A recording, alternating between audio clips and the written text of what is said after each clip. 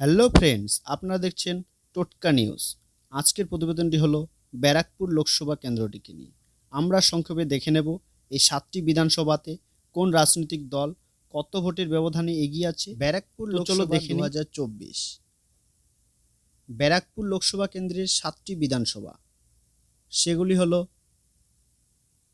আমডাঙ্গা বিধানসভা, বীজপুর বিধানসভা, নৈহাটি বিধানসভা, ভাটপাড়া বিধানসভা,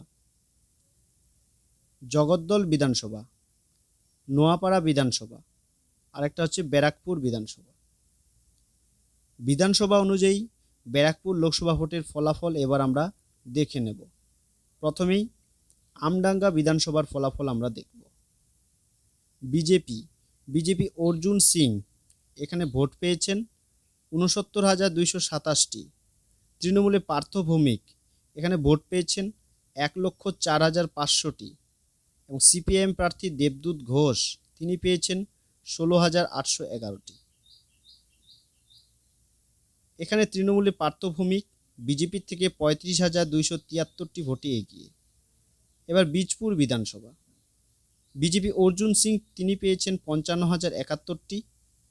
তৃণমূলে পার্থ ভৌমিক তিনি এখানে পেয়েছেন 64,742টি এবং সিপিআইএম প্রার্থী দেবদূত ঘোষ তিনি এখানে পেয়েছেন 13,778টি।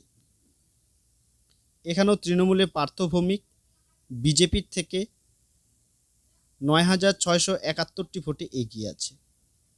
এবার আমরা দেখব নৈহাটি বিধানসভা, বিজেপি অর্জুন সিং এখানে পেয়েছেন 59,872টি।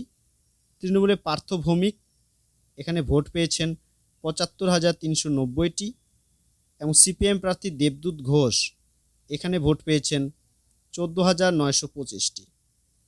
এখানেও তৃণমূলে পার্থ ভৌমিক বিজেপি অর্জুন সিংয়ের থেকে 15,518টি ভোটে এগিয়ে। এবার আমরা দেখব ভাটপাড়া বিধানসভা, বিজেপি অর্জুন সিং এখানে পেয়েছেন 58,084টি। তৃণমূলে পার্থ ভৌমিক এখানে ভোট পেয়েছেন 40,621টি এবং সিপিআইএম প্রার্থী দেবদূত ঘোষ এখানে ভোট পেয়েছেন 4,592টি। এখানে বিজেপির অর্জুন সিং তৃণমূলে পার্থ ভৌমিকের থেকে 17,463টি ভোটে এগিয়ে। এবার আমরা দেখব জগদ্দল বিধানসভা, বিজেপি অর্জুন সিং এখানে পেয়েছেন 75,979টি।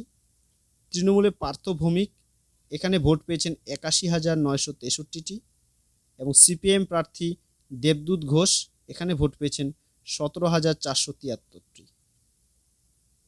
এখানে তৃণমূল বিজেপির থেকে 5,984টি ভোটে এগিয়ে।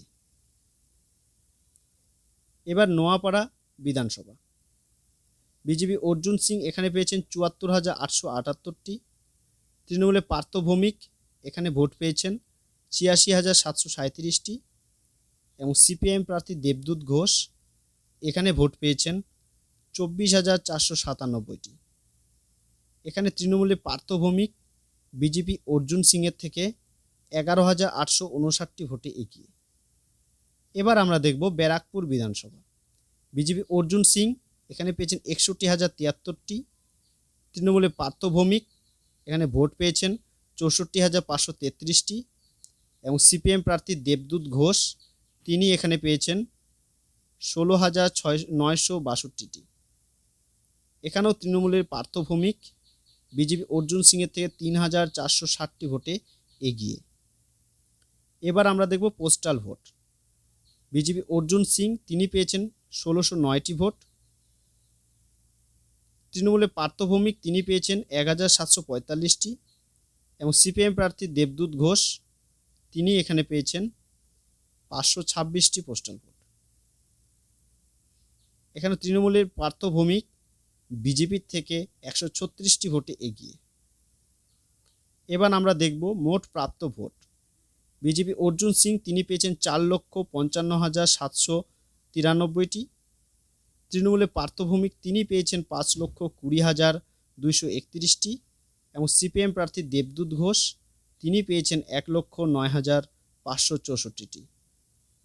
এখানে তৃণমূলের পার্থ ভৌমিক বিজেপি অর্জুন সিংয়ের থেকে 64,438টি ভোটে জয়ী।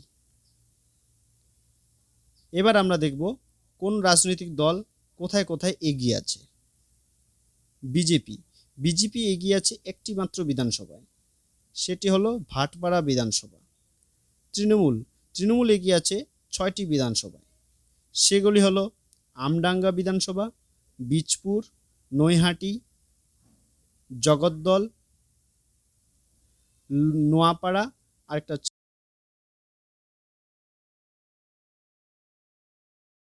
তো ফ্রেন্ডস, আমার এই ভিডিওটি যদি তোমাদের ভালো লেগে থাকে তো প্লিজ সাবস্ক্রাইব করো এবং পরবর্তী ভিডিও তোমরা কী বিষয়ে জানতে চাও তা কমেন্ট করে জানাও।